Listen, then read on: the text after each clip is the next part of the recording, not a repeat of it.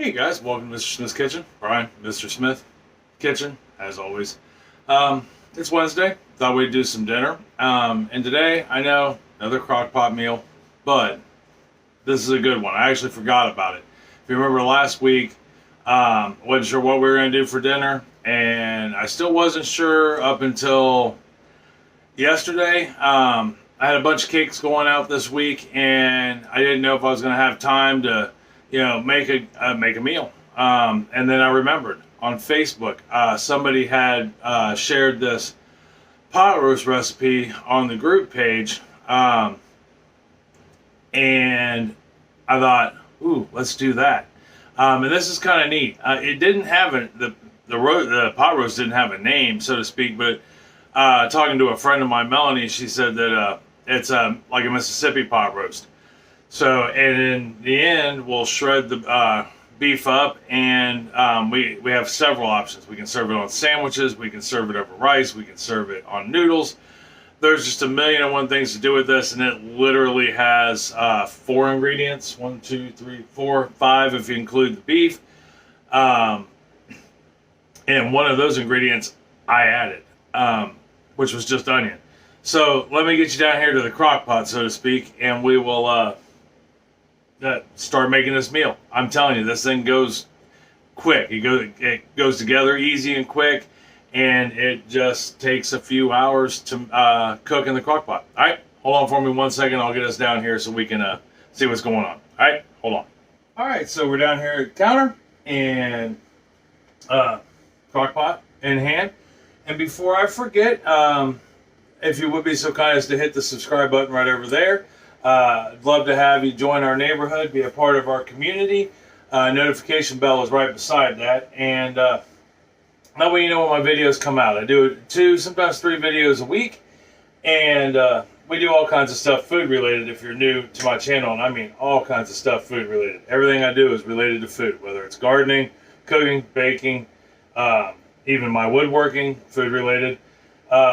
Canning, processing, all that stuff. So, that being said, with the notification bell, thumbs up, thumbs down are always great. Thumbs up, thumbs down. I like them both. Thumbs down tells me if I'm doing something wrong or you didn't like something. And if you didn't, either way, thumbs up or down, leave me a comment. Let me know. If you didn't like it, let me know why. That's all I ask. Keep your comments polite, though. It's okay to disagree. Just be polite. And I think that's about it. The thumbs up, thumbs down helps grow our community, gets us out on more feeds, more people join. It's really cool. So, that being said, crock pot meal. Moving forward. First thing you're going to need, according to the ingredients list, is 3 to 4 pounds of chuck roast. Now, that to me is a lot. And I know chuck roast is expensive right now, but occasionally you'll find it marked down as a manager special, or they'll have it on sale. I know our local Kroger's is really good about having meat on sale. So, but 3 to 4 pounds. All you gotta do is trim the excess fat off of it. You'll get it, and it'll have like big chunks of white fat on it. Cut those off. You don't need them. All you're gonna need is what's in these veins right here. That's the flavor of the fat flavoring. And we're just gonna set these 2 roasts down there. I mean, I don't know about your grocery store. If you go to the butcher, you might be able to get a 3 to 4 pound chuck roast, but my stores usually have about a 2 to 2.5 pound chuck roast. So we're going to put that in there. Next thing we're going to put in there is just a au jus, bless you, or gesundheit, depending on who you are. Au jus gravy mix, okay, and it's just a powder mix. It's the same thing you would use with a like a French onion dip sandwich, things of that nature. We're going to put that in there, and it's a mix, 1 ounce package, all right? Next thing we're going to put in there is 1 ounce of powdered ranch dressing. Now, normally I make my own, but I actually used up all my buttermilk baking. So, I had my buttermilk powder baking, so I couldn't make any more ranch. So, I just bought a couple packs. These are half-ounce packages. If your store happens to carry the 1 ounce packages, the bigger packages, awesome. I just haven't seen them in my grocery store in a while. So we're going to add both of those in there, like such. And I got to get a pair of scissors because this one didn't actually open. Always something. Always something. You know, this is why I'm not a professional.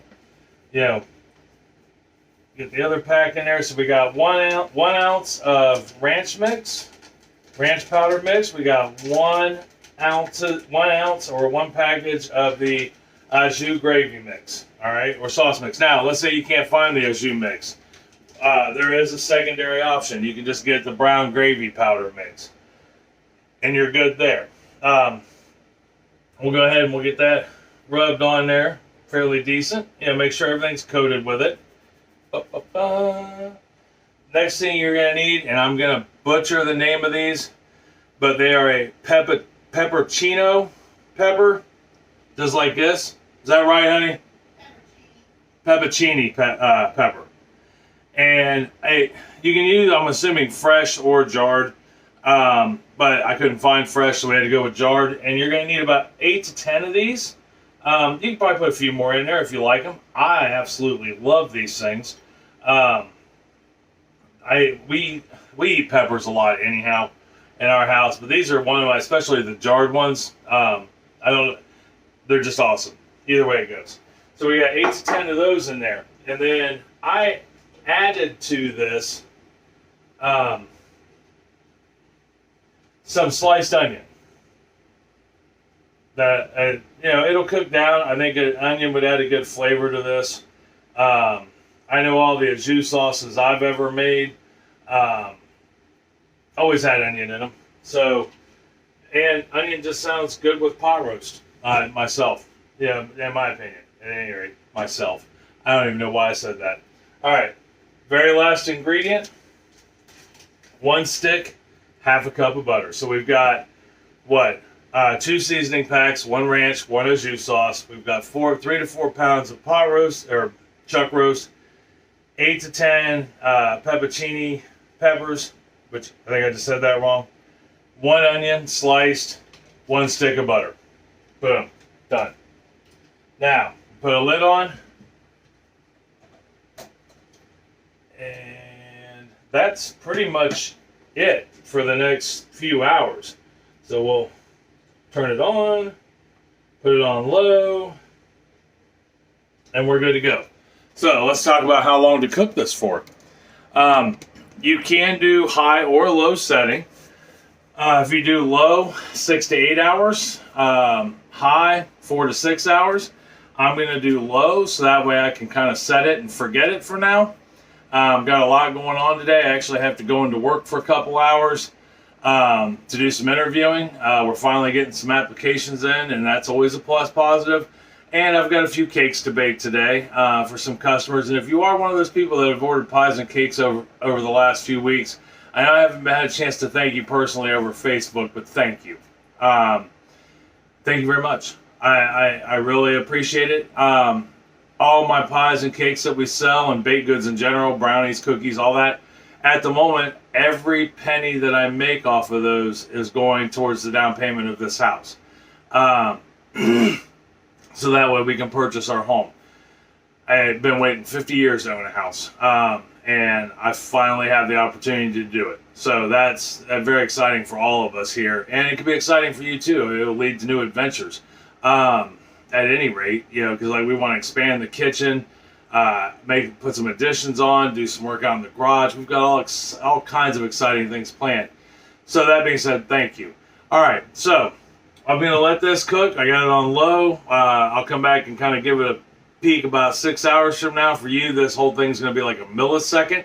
But when I come back, we'll move on to the next step, which will just be simply shredding the beef up, giving it a taste, maybe see if it needs salt or anything, but I don't think it will with those seasoning packs, and give her a taste. All right, well, I'll see you here in just 1 second. So, we've been, the better half of 6 hours at any rate. Letting this cook. There was a brief moment that the slow cooker got unplugged, and I think that was due to the fact that one daughter, I won't mention Abby, unplugged it when she tried to plug in her phone. But from what I hear, it didn't go long. I wasn't actually here. I'd run to work to do those interviews I was talking about. So, but I checked it, and I think we're to the point where we can do some shredding. So let me get you down here, countertop.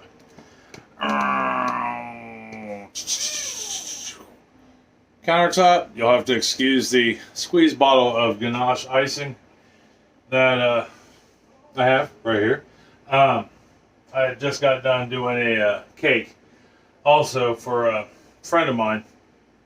It was his fiance's birthday, and she asked for one of my cakes for her birthday. Ain't that cool?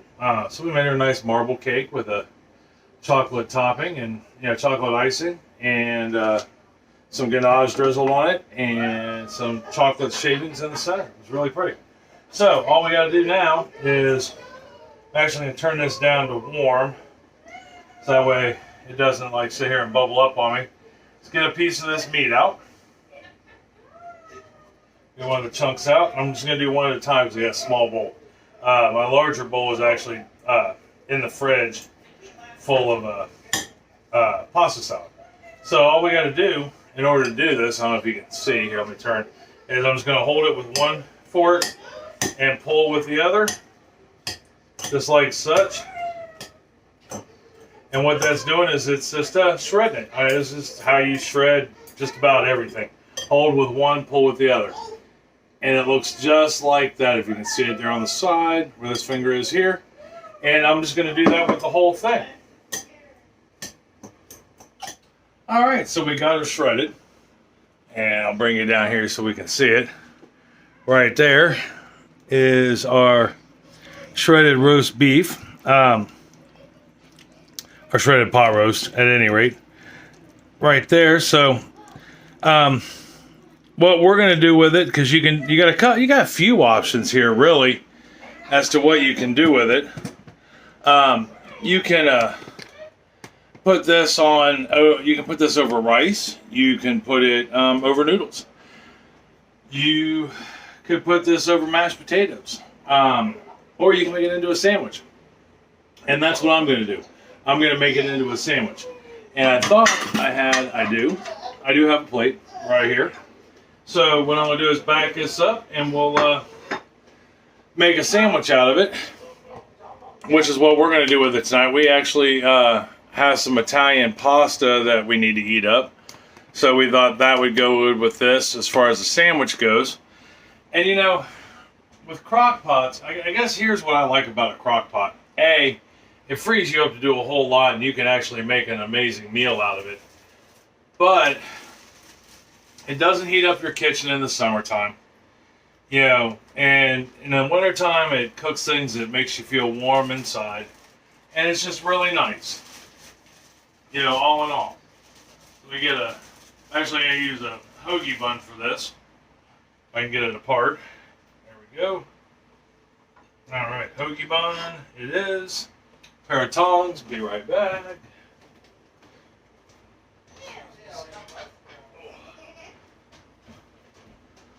Got my tongs right there. I can't tell you for the little bit I got on my fingers, it tastes really good. Put that on there, like such.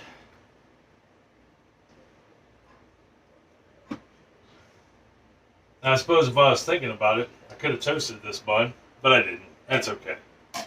If anything, it'll help slop up the juices and keep it nice and neat.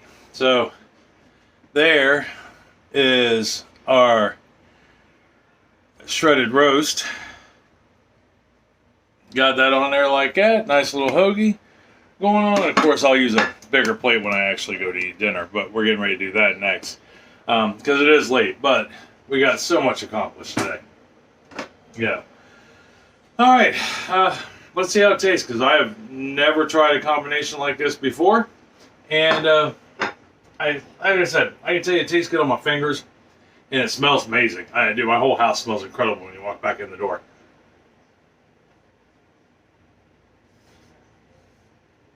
Ooh.